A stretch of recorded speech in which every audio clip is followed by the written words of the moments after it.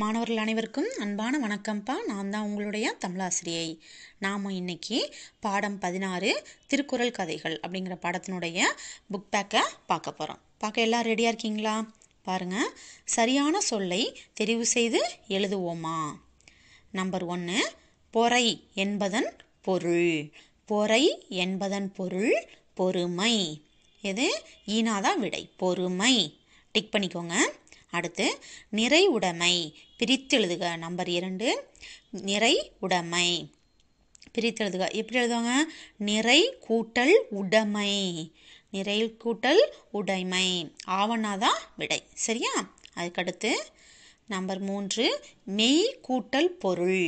இச்சொல்லை சேர்த்து எழுதுக. மெய் கூட்டல் பொருள், இச்சொல்லை சேர்த்து எழுதுக. மெய்ப்பொருள், அதை சொல்லி பாருங்க நீங்களே.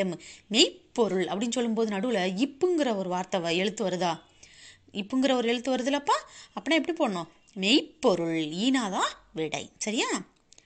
அடுத்து நம்பர் 4, வெகுளாமை என்பதன் பொருள் கூறுக. வெகுளாமை அப்படின்னா சினம் கொள்ளாமை.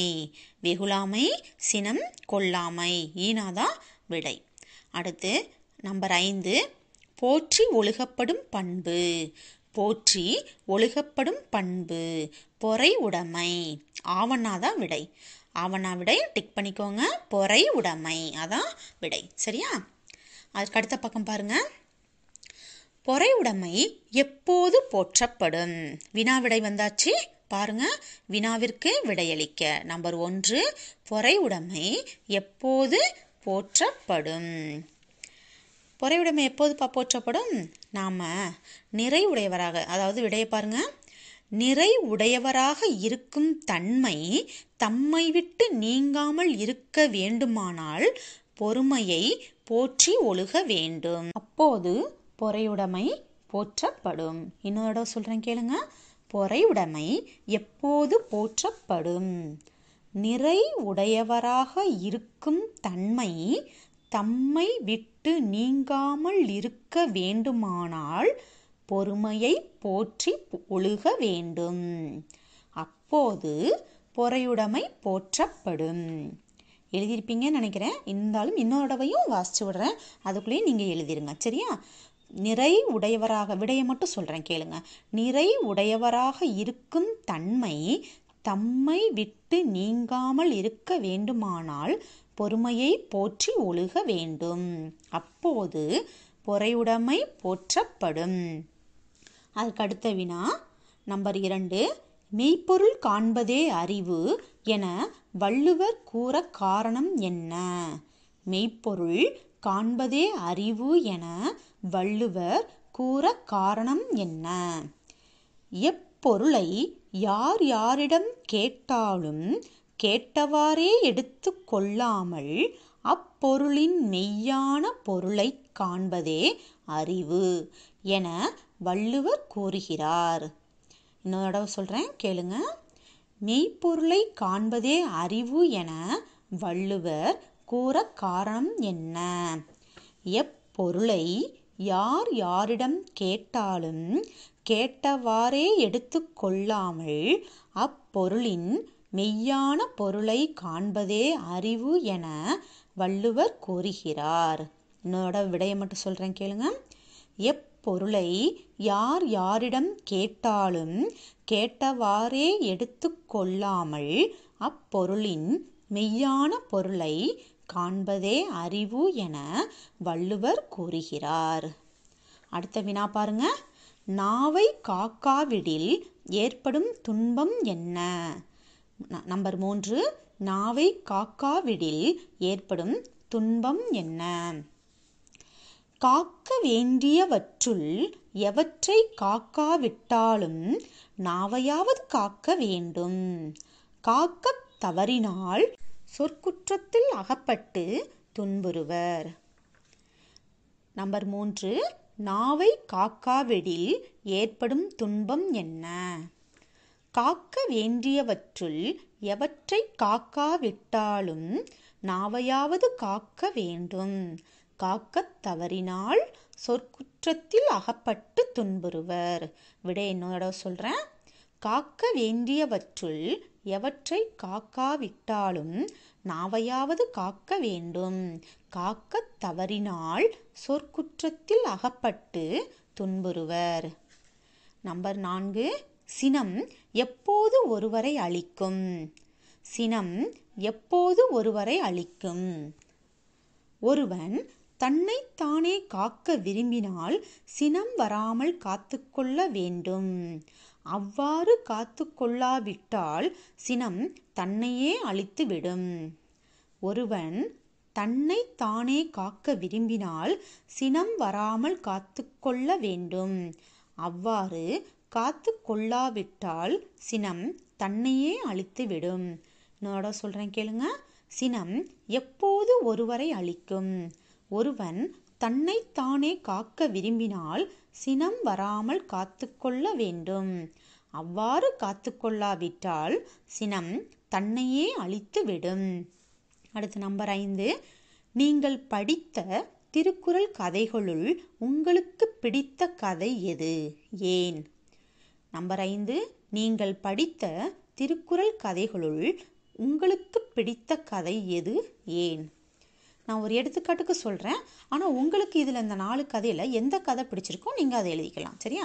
நான் ஒரு எடுத்துக்காட்டுக்கு தான் நான் இதை எழுதி உங்களுக்கு அனுப்புகிறேன்.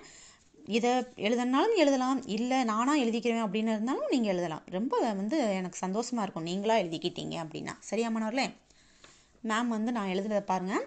எனக்கு பிடித்த கதை பொறுமையும் பொறுப்பும்.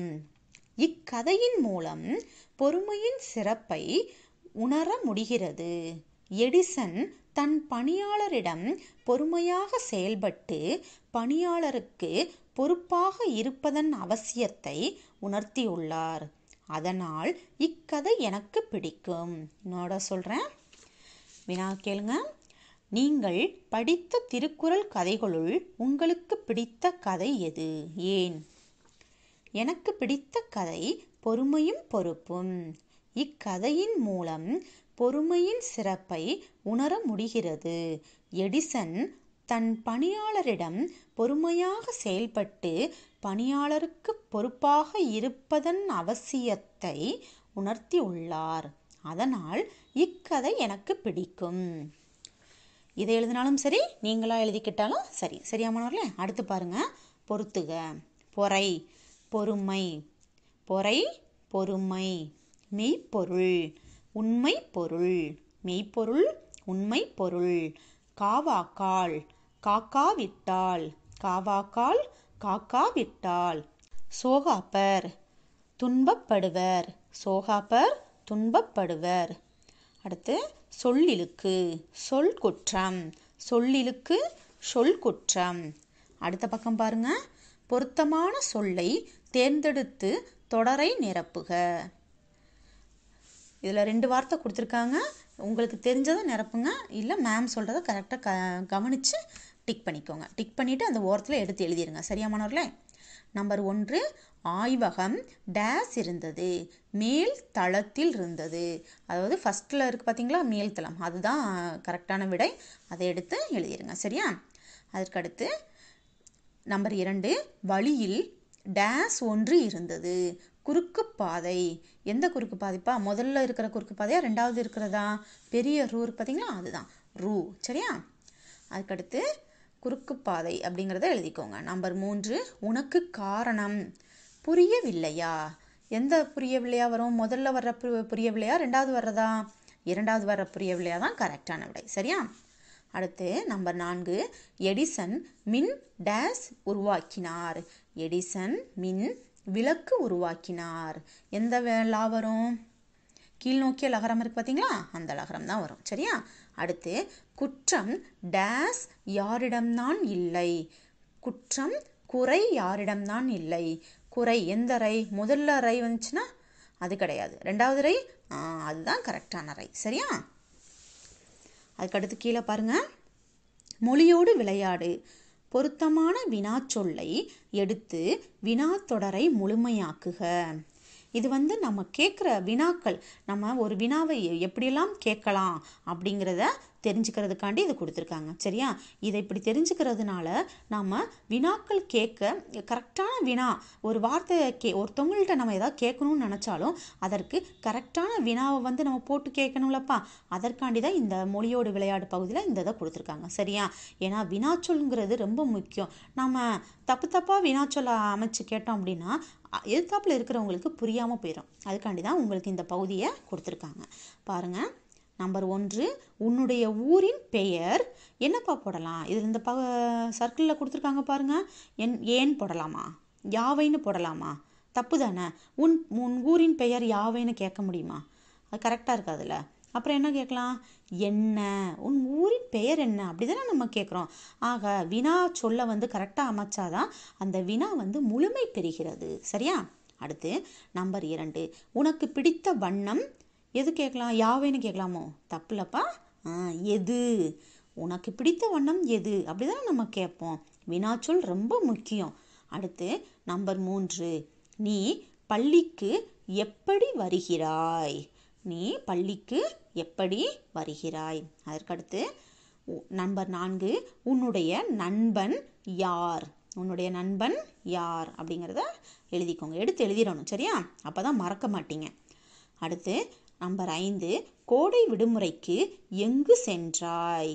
கோடை விடுமுறைக்கு எங்கு சென்றாய்ன்னு கேட்கலாம், அல்லது எங்கே சென்றாய் அப்படின்னும் கேட்கலாம். இங்கே எங்கு மட்டும் கொடுத்துருக்காங்க. எங்கே அப்படிங்கிற வார்த்தையும் சரியான வார்த்தை தான். அதுக்கடுத்து மெய்ப்பொருள் என்பதன் பொருள் யாது? மெய்ப்பொருள் என்பதன் பொருள் யாது?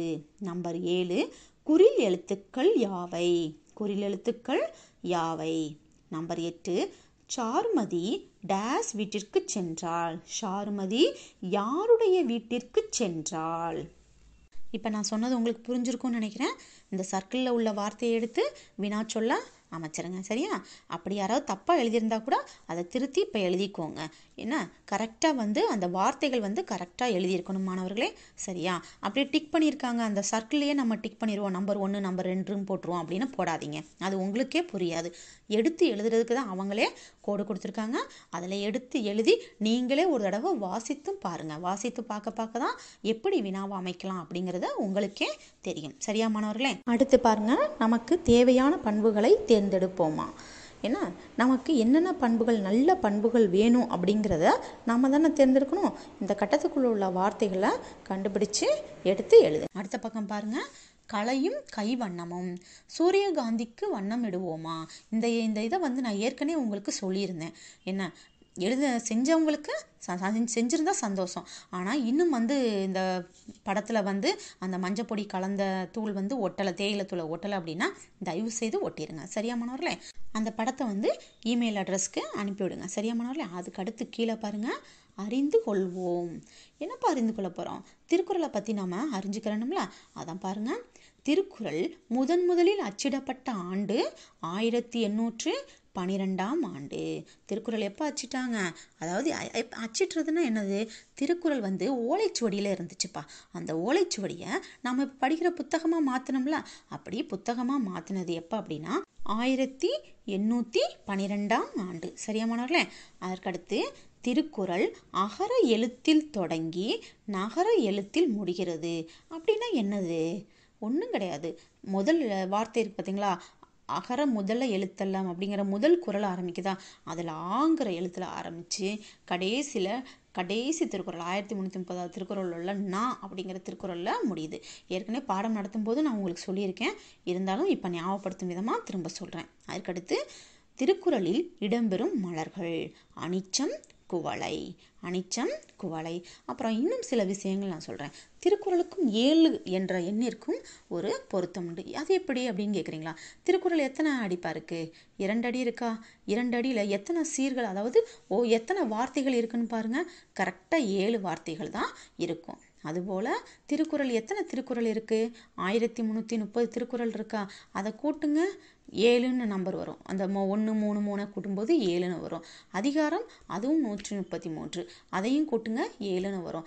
ஆக திருக்குறளுக்கும் 7 என்ற எண்ணிற்கும் ஒரு பொருத்தம் உண்டு அப்படின்னு சொல்லப்படுகின்றது. சரியா மாணவர்களே?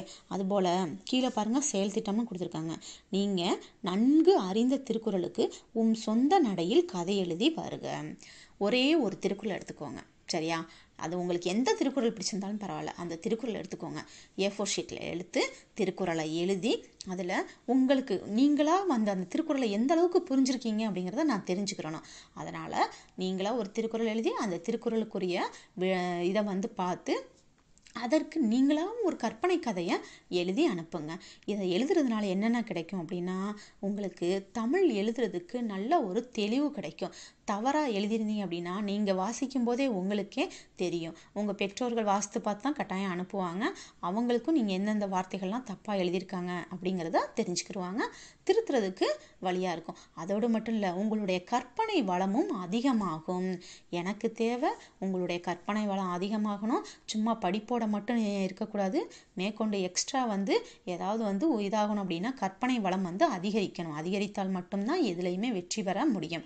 தவறான கற்பனை வளம் கிடையாது மாணவர்களே, நல்ல கற்பனை வளம். சரியா? அதனால தான் திருக்குறள் படித்து அதன் மூலமாக அந்த கதைகளை உருவாக்க தெரிஞ்சிருட்டீங்க அப்படின்னா நிறைய சாதிக்கலாம். சரியாப்பா? மாணவர்கள் அனைவருக்கும் நன்றிப்பா.